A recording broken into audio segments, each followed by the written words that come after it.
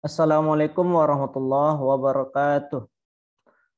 Baik, di sini saya Rusdi Ahmad. Saya akan mencoba membahas tentang materi kemampuan teknis pedagogik untuk persiapan ujian P3K tahap 2. Materi pedagogik ini diambil dari modul belajar mandiri.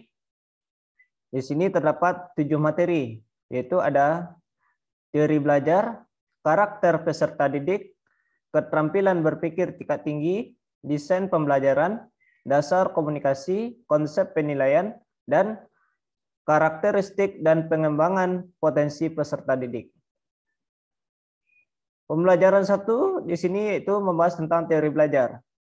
Terdapat 4 teori belajar yang kita bahas, yaitu teori belajar behavioristik, kognitif, konstruktivistik, dan humanistik. Nah, di sini bagaimana cara kita membedakan dari 4 teori belajar tersebut? Nah, kita lihat kata kuncinya. Di sini yang pertama teori belajar behavioristik. Behavior berarti artinya adalah tingkah laku. Nah, berarti di sini apa? Teori belajar ini mengakibatkan adanya perubahan tingkah laku, yaitu dengan adanya stimulus dan respon. Dengan guru memberikan stimulus atau memberikan suatu arahan kepada siswa atau pertanyaan kepada siswa, lalu siswa merespon atau menjawab pertanyaan dari guru. Nah, ini adanya perubahan tingkah laku. Ini dikatakan dengan teori belajar behavioristik.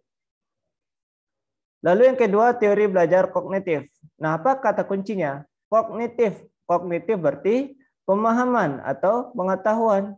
Berarti di sini adanya perubahan persepsi dan pemahaman terhadap belajar ya secara berkesinambungan. Lalu yang ketiga yaitu teori belajar konstruktivisme. Konstruk berarti membangun. Jadi di sini pengetahuannya dibentuk atau dibangun oleh peserta didik itu sendiri. Nah, berarti di sini peserta sebagai aktif dalam belajar. Nah, peserta didik yang menemukan pengetahuannya, menemukan sesuatu hal yang baru. Lalu yang keempat, teori belajar humanisme. Kata kuncinya adalah human. Human berarti manusia. Nah, berarti di sini kata kuncinya memanusiakan manusia. Yaitu proses belajar dianggap berhasil jika siswa telah memahami lingkungan dan dirinya sendiri. Nah, kita lihat penjelasannya dari masing-masing teori belajar. Yang pertama, teori belajar behavioristik. Teori belajar ini menyatakan bahwa belajar adalah perubahan tingkah laku. Berarti adanya perubahan tingkah laku. Seseorang dianggap belajar jika ia telah mampu menunjukkan perubahan tingkah laku. Nah, pentingnya masukan atau input yang berupa stimulus. Ini inputnya adalah stimulus atau pertanyaan yang diberikan dari guru. Dan keluaran atau output yang berupa respon. Nah, dari pertanyaan itu dijawab oleh siswa atau peserta didik. Nah, stimulus ini adalah sesuatu apa saja yang diberikan oleh guru kepada peserta didik. Dan respon berupa reaksi atau tanggapan atau jawaban dari peserta didik terhadap stimulus yang diberikan oleh guru. Nah, penguatan atau reinforcement ini adalah faktor yang penting dalam belajar. Penguatan itu adalah apa saja yang dapat memperkuat timbulnya respon. Nah, bagaimana cara siswa menjawab respon dari stimulus yang diberikan oleh guru? Jika penguatan ditambah atau positive reinforcement, maka respon akan semakin kuat. Nah, ini jika hal ini positif. Demikian juga jika penguatannya dikurangi atau negatif reinforcement, maka respon juga akan menguat. Nah, aplikasi ini dalam pembelajaran bahwa kegiatan belajar ditekankan sebagai aktivitas mimetik yang menuntut peserta didik untuk mengungkapkan kembali pengetahuan yang sudah dipelajari. Penyajian materi pelajaran mengikuti urutan dari bagian-bagian keseluruhan. Pembelajaran dan evaluasi menekankan pada hasil dan evaluasi menuntut satu jawaban yang benar. Jawaban yang benar menunjukkan bahwa peserta didik telah menyelesaikan tugas belajarnya.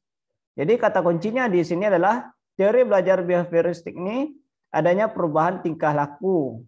Perubahan ini ketika guru memberikan stimulus dan dijawab oleh siswa yang berupa respon. Lalu yang kedua, teori belajar kognitif.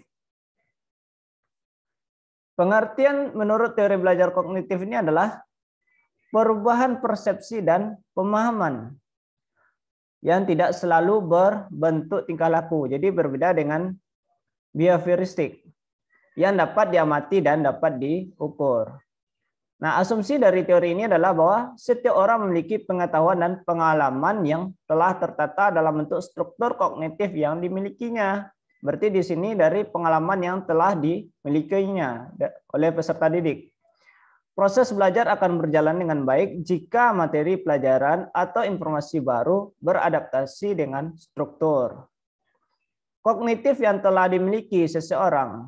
Nah, jadi dengan struktur kognitif yang telah dimiliki seseorang. Menurut teori ini, ilmu pengetahuan dibangun dalam diri seseorang melalui proses interaksi yang berkesinambungan dengan lingkungan. Jadi langsung diterapkan ke lingkungan. Proses ini tidak terpatah-patah, terpisah-pisah, tapi melalui proses yang mengalir, bersambung-sambung, dan menyeluruh. Selama kegiatan pembelajaran berlangsung, keterlibatan peserta didik secara aktif sangat dipentingkan. Jadi di sini siswa dituntut untuk aktif dalam belajar. Untuk menarik minat dan meningkatkan retensi belajar, perlu mengaitkan pengetahuan baru dengan struktur kognitif yang telah dimiliki peserta didik.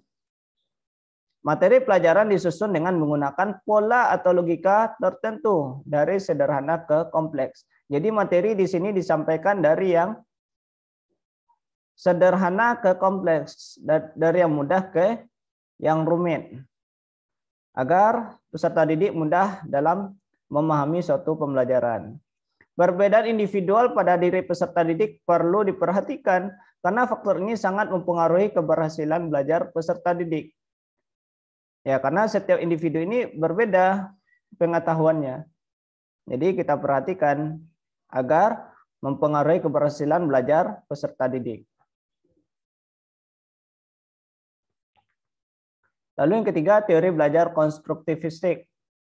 Pandangan ini mengemukakan bahwa belajar merupakan usaha pemberian makna oleh peserta didik kepada pengalamannya melalui asimilasi dan akomodasi yang menuju pada pembentukan struktur kognitifnya, memungkinkan mengarah kepada tujuan tersebut. Oleh karena itu, pembelajaran diusahakan agar dapat memberikan kondisi terjadinya proses pembentukan tersebut secara optimal pada diri peserta didik. Nah, jadi di sini peserta didik diberikan kesempatan untuk mengembangkan ide-idenya secara luas. Kenapa? Karena di sini konstruktivistik, berarti membangun. Nah, dengan ide-idenya itu yang sudah diketahuinya, maka ide-ide itulah yang dikembangkan sehingga menemukan suatu konsep yang baru. Sementara peranan guru dalam belajar konstruktivistik adalah membantu agar proses pengkonstruksian pengetahuan oleh peserta didik berjalan dengan lancar. Jadi di sini guru hanya sebagai fasilitator atau pendukung bagaimana peserta didik dalam menemukan suatu pengetahuan atau konsep yang baru. Guru tidak mentransfer pengetahuan yang telah dimilikinya, melainkan membantu peserta didik untuk membentuk pengetahuannya sendiri. Jadi guru hanya memberikan arahan. Nah, misalnya bagaimana cara mendapatkan ini? Nah, lakukan yang ini, lakukan ini, dan segala macamnya. Jadi nanti akan muncul ide-ide dari siswa. Nah, oh iya. Nah, nanti akan menemukan suatu konsep yang baru. Dan di sini dituntut untuk lebih memahami jalan pikiran atau cara pandang peserta didik dalam belajar. Lalu yang keempat, teori belajar humanistik. Menurut teori humanistik, tujuan belajar adalah untuk memanusiakan manusia. Jadi kata kuncinya adalah human, berarti memanusiakan manusia. proses belajar dianggap berhasil jika siswa telah memahami lingkungan dan dirinya sendiri. Teori humanistik bersifat eleksik. Maksudnya teori ini dapat memanfaatkan teori apa saja, asal tujuannya tercapai. Aplikasi teori ini dalam kegiatan pembelajaran cenderung mendorong siswa untuk berpikir secara induktif. Nah, teori ini juga amat mementingkan faktor pengalaman dan keterlibatan siswa secara aktif dalam belajar. Semua komponen pendidikan termasuk tujuan pendidikan diarahkan pada terbentuknya manusia yang ideal. Jadi ini pandangan dari humanistik. Manusia yang dicita-citakan yaitu manusia yang mampu mencapai aktualisasi diri. Untuk itu sangat perlu diperhatikan bagaimana perkembangan peserta didik dalam mengaktualisasikan dirinya, pemahaman terhadap dirinya, serta realisasi dirinya. Nah, kembali kepada awal, bahwasanya kata kunci dari masing-masing teori belajar ini adalah untuk behavioristik, kata kuncinya adalah adanya perubahan tingkah laku, yaitu adanya stimulus dan respon. Lalu yang kedua, teori belajar kognitif berarti adanya perubahan persepsi atau pemahaman belajar. Lalu yang ketiga, konstruktivisme berarti membentuk pengetahuan dari peserta didik itu sendiri. Sedangkan yang keempat, humanisme berarti kata kuncinya adalah memanusiakan manusia.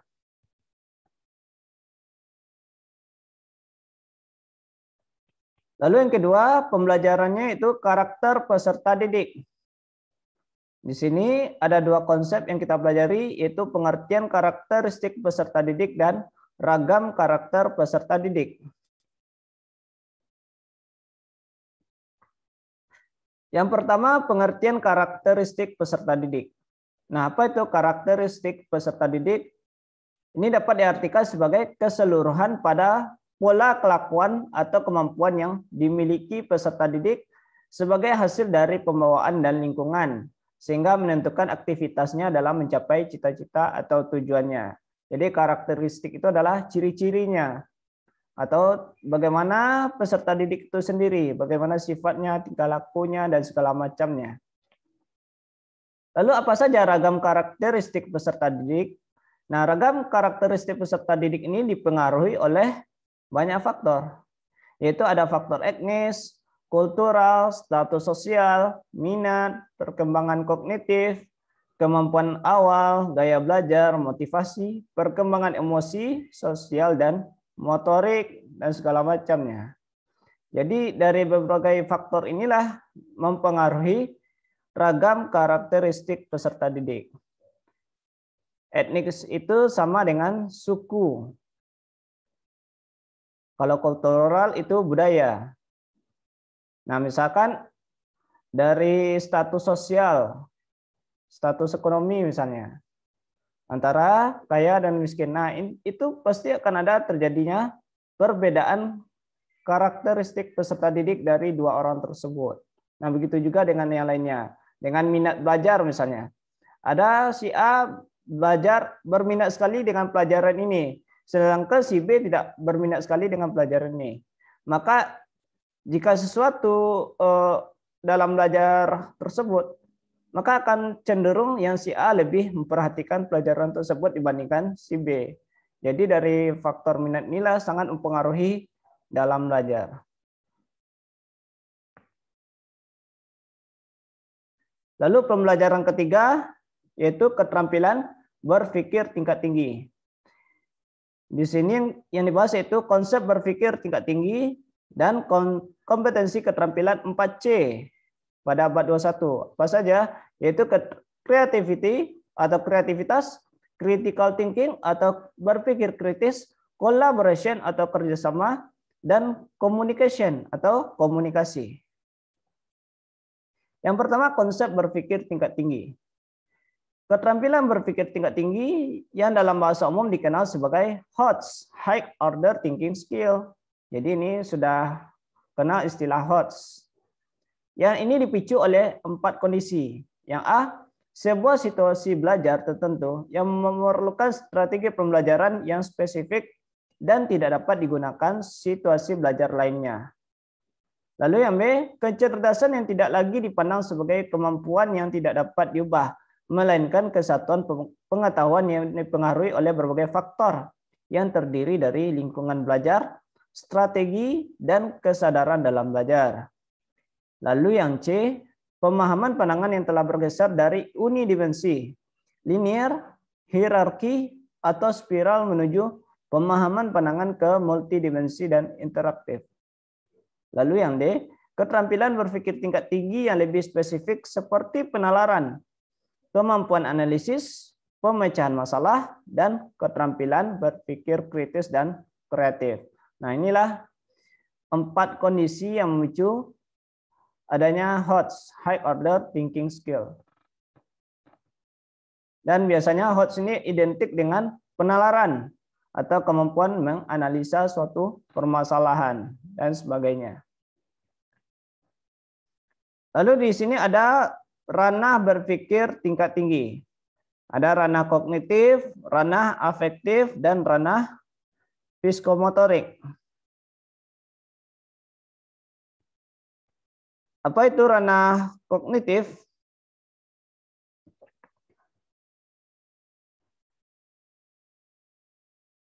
Ranah kognitif yaitu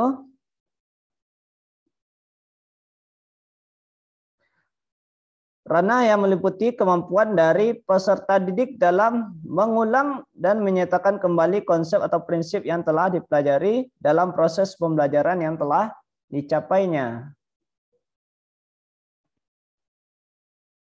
Ya, sebuah kognitif meliputi kemampuan dari peserta didik dalam mengulang atau menyatakan kembali konsep atau prinsip yang telah dipelajari dalam proses pembelajaran yang telah didapatnya. Proses ini berkenaan dengan kemampuan dalam berpikir, mengembangkan pengetahuan, pengenalan, pemahaman, konseptualisasi, penentuan, dan penalaran. Tujuan dari ranah ini menurut Bloom ada 6 tingkatan. Berarti di sini ada jenjang tingkatannya dari yang terendah ke yang tertinggi, yaitu dari C1, C2, C3, C4, C5, dan C6. Nah, dari tingkatan ini terbagi 2 lagi. Ada yang tergolong rendah dan ada yang tergolong tinggi. Kalau tergolong rendah itu disebut dengan LOTS. LOTS itu yang termasuk C1, C2, dan C3. Sedangkan yang tergolong tinggi atau HOTS itu adalah C4, C5, dan C6. C1 berarti di sini hanya mengingat saja, yaitu mengambil pengetahuan yang relevan dan dari ingatannya. Berarti mengingat dari pengetahuan yang telah dimilikinya. Misalnya diberikan suatu konsep lalu ditanyakan. Nah, jadi di sini hanya mengingat apa yang telah diketahuinya. Sedangkan C2 berpikir lagi, yaitu memahaminya. Sudah diberikan konsep lalu dipahami dari konsep tersebut. Lalu yang C3 itu langsung diterapkan. Sudah diberikan suatu konsep lalu diterapkan dari konsep tersebut. Lalu C4 menganalisis, diberikan suatu permasalahan lalu dianalisis permasalahan tersebut. Lalu C5 itu menilai dan mengevaluasi. Sedangkan C6 itu langsung mengkreasikan, menciptakan suatu hal yang baru dengan menggunakan konsep-konsep yang telah dimilikinya. Nah, ini tingkatan dari ranah kognitif. Lalu yang kedua, ranah afektif. Cartwell dan Bloom juga menjelaskan bahwa selain kognitif terdapat ranah afektif yang berhubungan dengan sikap. Berarti di sini penilaian sikap, perasaan, emosi, serta derajat penerimaan atau penolakan suatu objek dalam kegiatan pembelajaran. Nah, di sini ranah afektif menjadi 5 kategori menurut Cartwell dan Bloom. Yaitu ada A1, A2, A3, A4, dan A5. A1 yaitu berupa penerimaan, itu semacam kepekaan dalam menerima rangsangan atau stimulasi dari luar yang datang pada diri peserta didik. Lalu A2, A2 berarti menanggapi. Menanggapi yaitu suatu sikap yang menunjukkan adanya partisipasi aktif untuk mengikutsertakan dirinya dalam fenomena tertentu dan membuat reaksi terhadapnya dengan salah satu cara. Lalu A3 penilaian, memberikan nilai penghargaan dan kepercayaan terhadap suatu gejala atau stimulus tertentu. Lalu A4 Mengelola. Mengelola berarti konseptualisasi nilai-nilai menjadi sistem nilai, serta pemantapan dan prioritas nilai yang telah dimiliki. Dan A5, karakterisasi. Itu keterpaduan semua sistem nilai yang telah dimilikinya seseorang yang mempengaruhi pola kepribadian dan tingkah lakunya. Nah, ini penilaian untuk ranah afektif. Lalu ranah psikomotorik. Psikomotorik berarti kecenderungan dengan keterampilan. Keterampilan proses psikomotorik merupakan keterampilan dalam melakukan pekerjaan dengan melibatkan anggota tubuh yang berkaitan dengan gerak fisik. Ya, misalkan seperti praktikum, laporan, dan segala macamnya. Praktikum di lapangan, di labor, dan segala macamnya. Nah, gerak psikomotorik ini terdiri dari gerakan refleks, keterampilan gerak dasar, perseptual, ketepatan, keterampilan kompleks, ekspresif, dan interpretatif.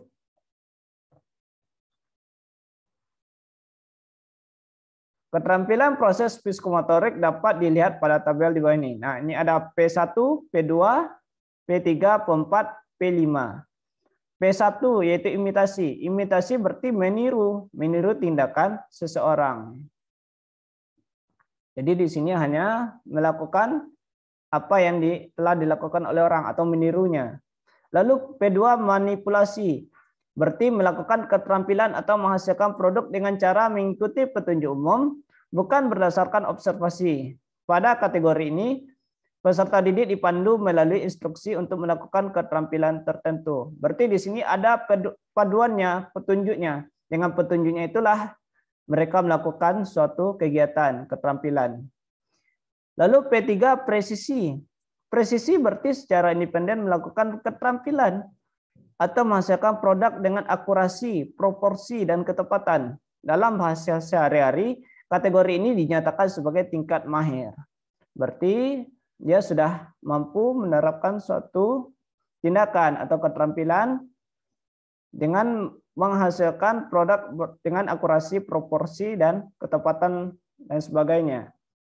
Lalu artikulasi ini diartikan sebagai memodifikasi keterampilan atau produk agar sesuai dengan situasi baru. Berarti di sini ada perubahan sedikit, ada yang dimodifikasinya, atau menggabungkan lebih dari satu keterampilan dalam urutan harmonis dan konsisten.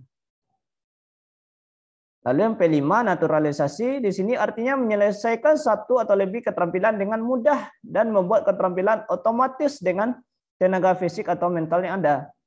Berarti di sini dia nggak perlu lagi mengikuti petunjuk umum dan segala macamnya, karena dia sudah terbiasa dengan melakukan berbagai keterampilan sehingga sudah mudah, tidak perlu menggunakan pedoman, petunjuk, dan sebagainya.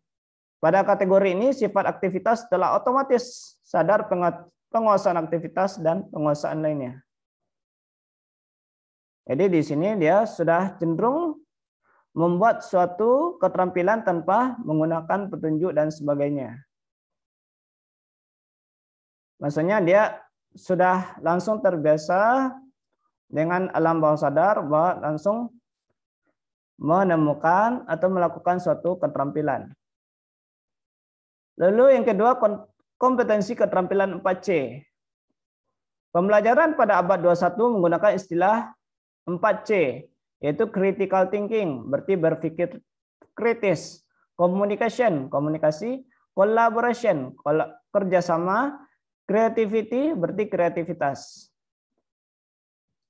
Keterampilannya adalah 4 keterampilan yang telah diidentifikasi sebagai keterampilan pada abad ke-21, yaitu keterampilan yang sangat penting dan diperlukan untuk pendidikan abad ke-21. Nah, penjelasannya di sini creativity, thinking, and innovation, itu berpikir kritis dan inovasi. Peserta didik dapat menghasilkan, mengembangkan, dan mengimplementasikan ide-ide mereka secara kreatif, baik secara mandiri maupun berkelompok. Lalu critical thinking and problem solving, berarti berpikir kritis dan memecahkan suatu masalah. Peserta didik dapat mengidentifikasi, menganalisis, menginterpretasikan, dan mengevaluasi bukti-bukti, argumentasi, klaim, dan data-data yang tersaji secara luas. melalui pengkajian secara mendalam, serta merefleksikannya dalam kehidupan sehari-hari. Lalu di sini communication atau komunikasi. Peserta didik dapat mengkomunikasikan ide-ide dan gagasan secara efektif dengan menggunakan media lisan, tertulis maupun teknologi. Jadi peserta didik mampu mengkomunikasikan ide-idenya dengan menggunakan berbagai media. Lalu collaboration atau kerjasama, berarti peserta didik dapat bekerja sama dalam sebuah kelompok dalam memecahkan permasalahan yang ditemukan. Nah, pada abad 21 inilah peserta didik dituntut untuk menguasai keterampilan 4C, yaitu berpikir kritis, communication, collaboration, komunikasi, kerjasama, and creativity atau kreativitasnya. Kemudian pembelajaran keempat yaitu desain pembelajaran. Di sini yang kita bahas yaitu analisis SKL, KI, dan KD, lalu menentukan indikator pencapaian kompetensi atau IPK, lalu mengembangkan tujuan pembelajaran. Yang pertama analisis SKL, KI, dan KD. Yang A, analisis standar kelulusan atau SKL dan kompetensi IT atau KI. SKL dan KI ini merupakan hal yang penting yang harus dilakukan oleh guru sebelum melaksanakan proses pembelajarannya. Nah, apa tujuannya? Tujuan dari analisis SKL. Yang pertama, analisis SKL tujuannya adalah untuk mengetahui arah capaian setiap peserta didik dalam memutuskan pembelajaran yang dilakukannya. Selama menjalani proses pembelajaran, peserta didik harus mampu memenuhi sikap, pengetahuan, dan keterampilan yang sudah ditetapkan pada Permendikbud. Nah, di sini Permendikbud nomor 20 tahun 2016 pada setiap jenjang pendidikannya. Jadi di sini dengan adanya SKL ini bisa menentukan capaian peserta didik dalam memutuskan suatu pembelajaran. Lalu yang kedua, analisis KI. Apa tujuannya?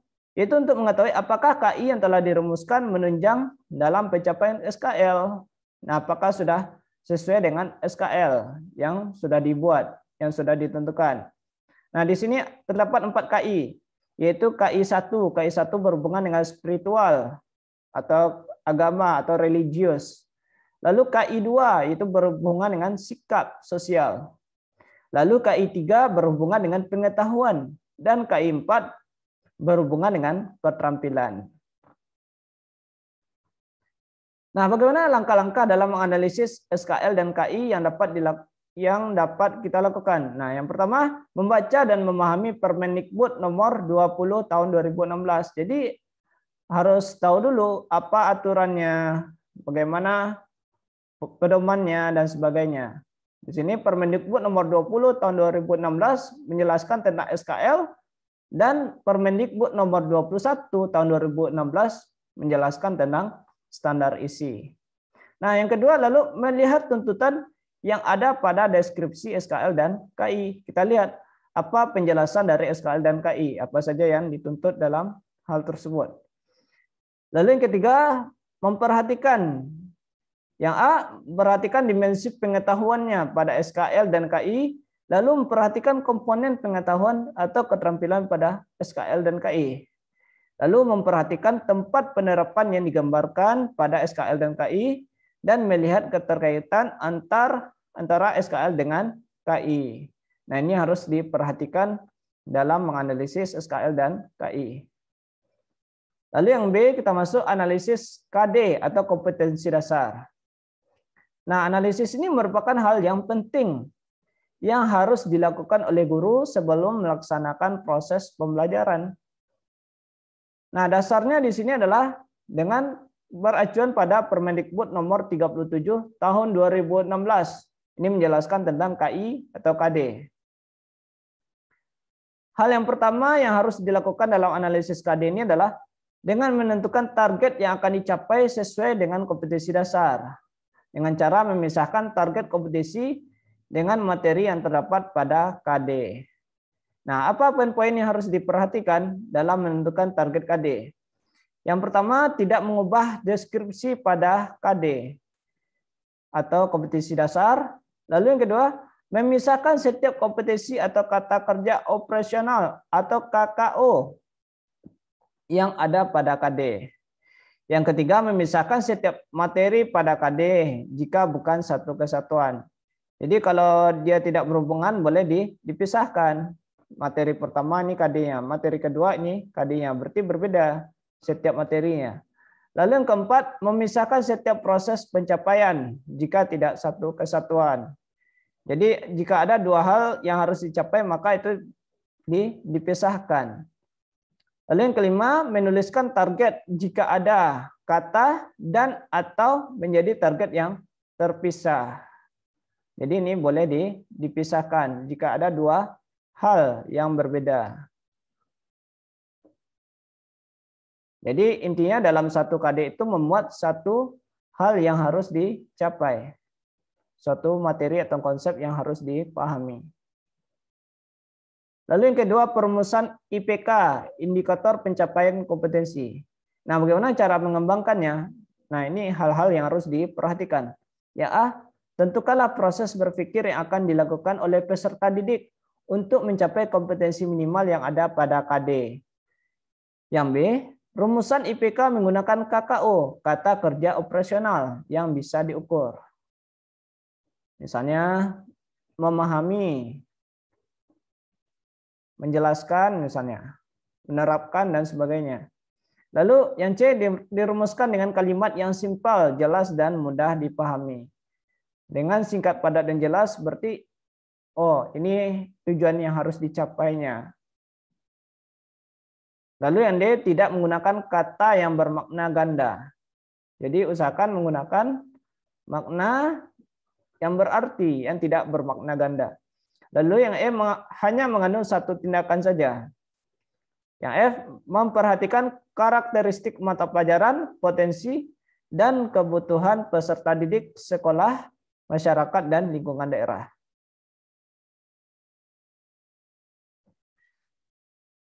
Lalu IPK di sini terbagi 3. Ada IPK kunci, IPK pendukung, IPK pengayaan.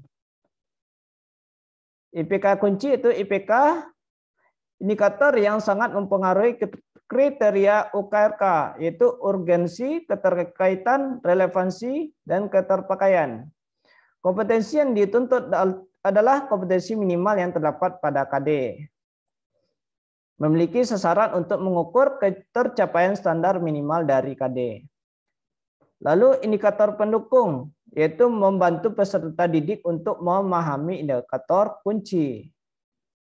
Lalu dinamakan juga sebagai indikator prasyarat. Pendukung ini sebagai prasyarat yang berarti kompetensi yang sebelumnya telah dipelajari peserta didik berkaitan dengan indikator kunci yang dipelajarinya. Sedangkan indikator pengayaan itu mempunyai tuntutan kompetensi yang melebihi dari tuntutan kompetensi dari standar minimal KD. Tidak selalu harus ada. Jadi pengayaan ini misalnya sudah dipahami semua materi, boleh dilakukan suatu pengayaan, suatu pendalaman materi misalnya. Kemudian kita masuk pada langkah desain pembelajaran. Apa saja langkah-langkahnya? Yaitu yang A, menentukan dan menganalisis kompetensi dasar yang sesuai dengan tuntutan Permendikbud nomor 37 tahun 2018. Ini tentang KD. Yang menjadi sasaran yang minimal yang akan dicapai dan menentukan target yang akan dicapai sesuai dengan kompetensi dasar dengan cara memisahkan target kompetensi dengan materi yang terdapat pada KD sesuai dengan format bawah ini. Nah, ini contoh format dari target KD pengetahuan dan keterampilan. Misalnya untuk KD pengetahuan ini diawali dengan angka 3, 3.1, 3.2. Sedangkan keterampilan itu diawali dengan 4.1, 4.2. Nah, di sini ada pengetahuan dan keterampilan. Lalu yang B, memproyeksikan dalam sumbu simetri seperti pada pembelajaran berorientasi pada keterampilan tingkat tinggi. Kombinasikan dimensi pengetahuan dengan proses berpikir. Dan yang C, perumusan indikator pencapaian kompetensi dapat dilakukan dengan mengikuti langkah sebagai berikut. Yang pertama, perhatikan dimensi proses kognitif dan pengetahuan yang menjadi target yang harus dicapai oleh peserta didik. Jadi harus perhatikan apa saja kognitif atau pengetahuan yang akan dicapai. Lalu tentukan KD yang akan diturunkan menjadi IPK. Misalnya pengetahuan ini yang harus dicapai. Lalu langsung temukan KD-nya, temukan KKO-nya. Menggunakan KKO yang sesuai untuk perumusan IPK agar konsep materi dapat tersampaikan secara efektif. Gradasi ini bisa diidentifikasi dari lots, dari yang mudah, dari yang terendah hingga ke HOTS, yang berpikir tingkat tinggi, pemahamannya ke lebih tingkat tinggi lagi. Lalu yang keempat, merumuskan IPK pendukung dan IPK kunci. Sedangkan IPK pengayaan dirumuskan apabila kompetensi minimal KD sudah dipenuhi oleh peserta didik. Jadi IPK pengayaan jika sudah dipahami semuanya, semua indikator kunci dan pendukung, itu boleh diterapkan pengayaan. Jadi boleh dirumuskan pengayaan jika sudah dipahami semuanya secara keseluruhan. Lalu yang D, merumuskan tujuan pembelajaran. Apakah peningkatan kognitif, psikomotorik, atau afektif? Perumusan ini harus jelas dalam menunjukkan kecakapan yang harus dimiliki oleh peserta didik. Tujuan ini mengisyaratkan bahwa ada beberapa karakter kecakapan yang akan dikembangkan guru dalam pembelajaran. Selain itu, tujuan pembelajaran ini juga bertujuan untuk menguatkan pilar pendidikan. Lalu, langkah-langkah kegiatan pembelajaran berdasarkan model pembelajaran. Nah, apa saja langkah-langkahnya? Pahami KD yang sudah dianalisis, yang sudah dibuat. Lalu pahami IPK dan materi pembelajaran yang telah dikembangkan. Lalu pahami sintak-sintak yang ada pada model pembelajaran. Nah, model pembelajaran ini sangat banyak sekali. Ada discovery, inquiry, problem solving, problem based learning, dan sebagainya. Pahami sintak-sintaknya dan rumuskan kegiatan pendahuluan. Nah, temukan apa saja pendahuluannya yang meliputi orientasi, motivasi, dan apersepsi yang berkaitan dengan kegiatan pendahuluan dalam pembelajaran. Setelah adanya pendahuluan, maka ada kegiatan inti. Kegiatan ini dirumuskan dengan IPK, karakteristik peserta didik, pendekatan saintifik, keterampilan 4C, dan PPK dan literasi. Lalu yang kelima, setelah adanya kegiatan inti, maka diakhiri dengan kegiatan penutup.